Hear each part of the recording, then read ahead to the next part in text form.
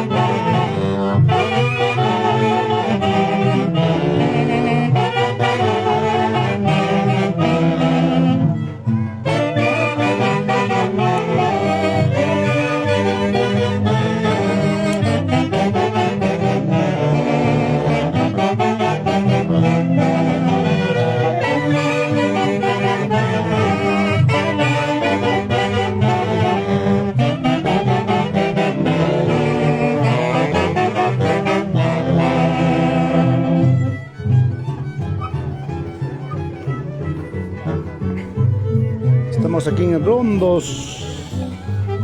¿A dónde pertenece? A San Rafael, ¿no? Rondos San Rafael. Alabando a Dios Todopoderoso. Saludamos a todos los hermanos que nos están viendo. Diana Vega Víctor. Hermanita, espero verte en la tarde aquí en la congregación de Rondos. Creo que estamos frente a su pueblo. Saludos a mi Guaugue, Ever Osorio Jaramba, Guauguecito, Dios te bendiga.